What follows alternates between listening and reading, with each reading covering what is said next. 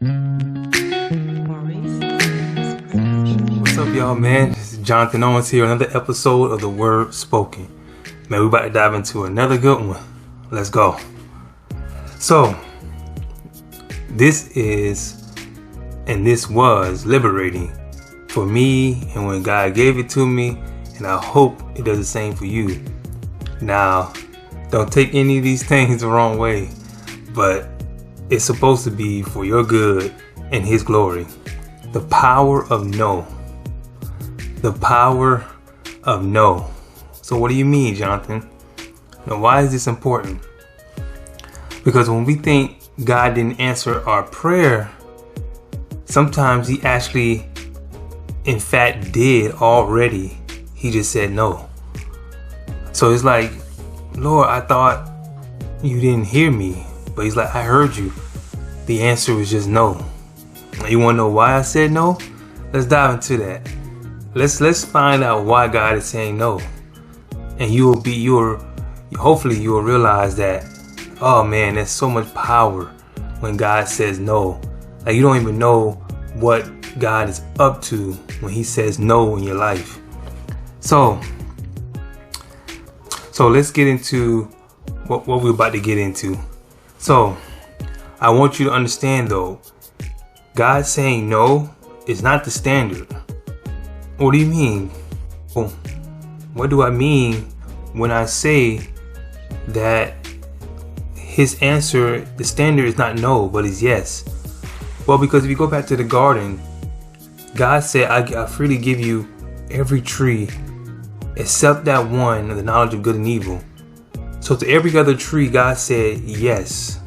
So God is a God of freedom, but He's also a God of order and restrictions for your good. So I give you all these trees, 99% of the trees, but I just tell you no to that one tree. So God's standard is yes, I freely want to bless my people, but I say no for specific reasons. Take Paul. I don't know if y'all know this passage, so it's one of the best passages in the entire Bible. 2 Corinthians 12.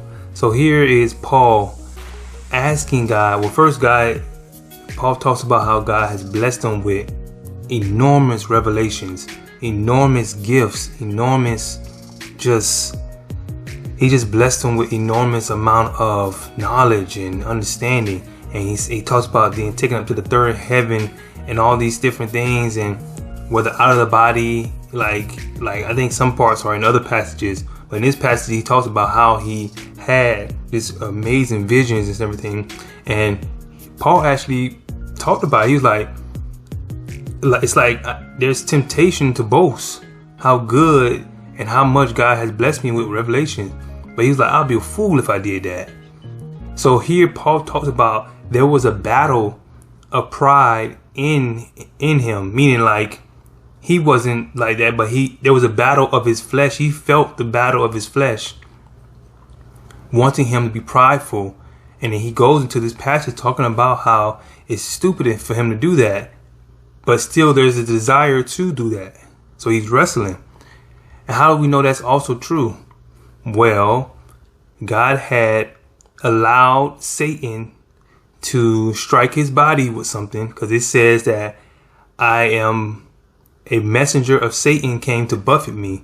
So it talked about, so that here's another example. We can get into that in my other videos, but how God uses Satan for His own purposes. That's how good and sovereign God is.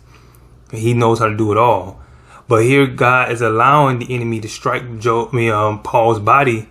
Remember, he did the same thing with Job, but He allowed the enemy to strike Paul's body with something. And God said that I am allowing that because Paul described what the Lord is telling him. He's like, the Lord did this so I would not boast above measure, or I would not boast. So it was to keep him in check. But then here's the kicker. He said, I asked him 3 times to remove this from me. Paul said, I asked him 3 times and God still didn't take this from me. He still didn't heal my body. I asked him 3 times about this.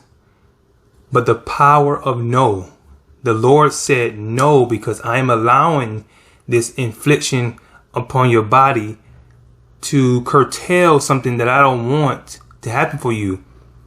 I am doing this because I know that there's going to be a greater struggle with that pride, a greater struggle with battling the flesh, a greater struggle with all these things if I allow you not to go through this.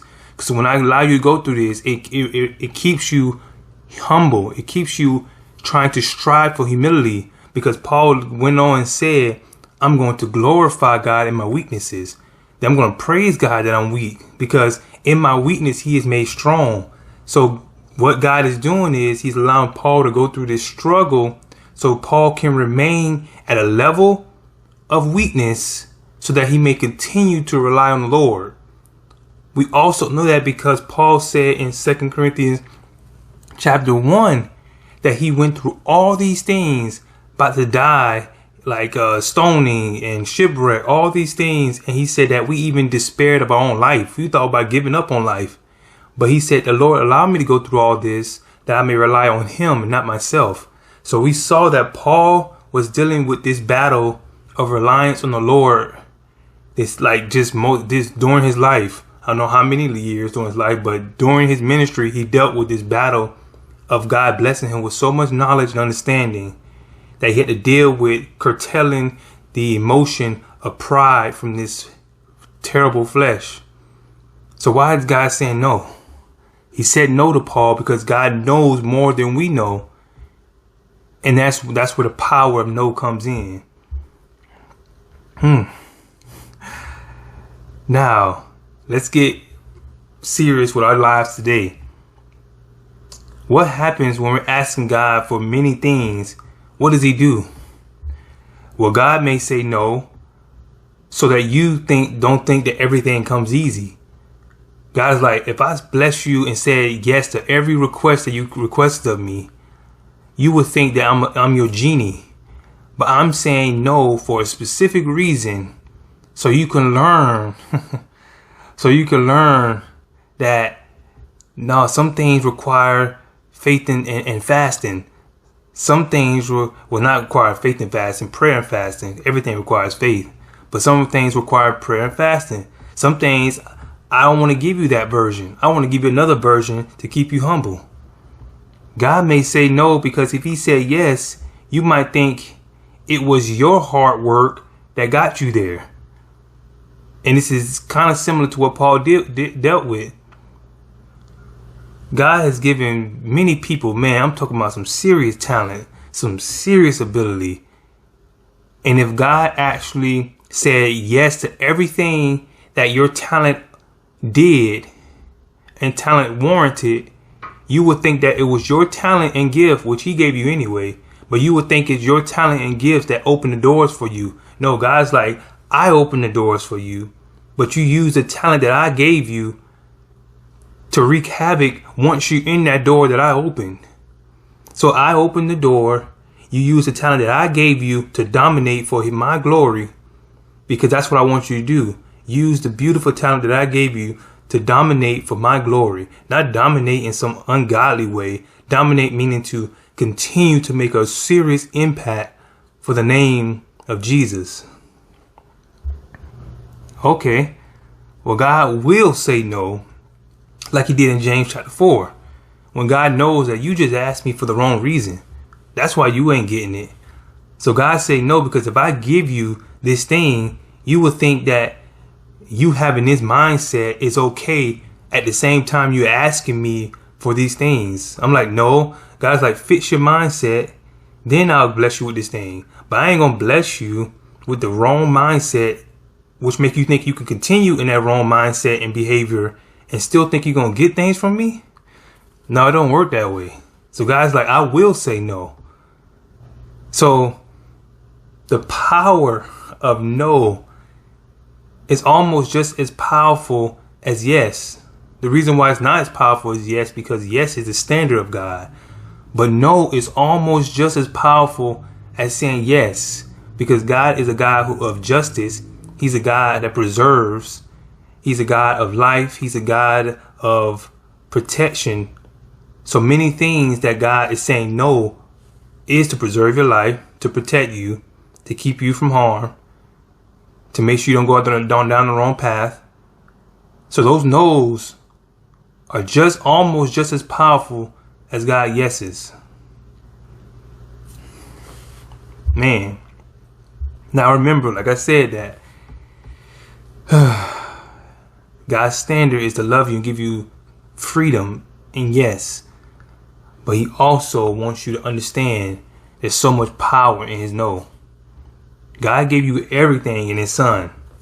So he wants to bless you, but not more than he wants to keep you keep you holy and make you sanctified. Like his wanting to bless you doesn't trump his desire to make you holy. Why? Because the first thing God did before he did anything is he gave you his son. Why did he give you his son? Because he gave you his son to conform you, first to give you salvation, which is to save you, and then to, as Paul said in Romans, to conform you to the image of his son. So that means to sanctify you. So before God bless you to do anything in this world, his desire first is to do those things.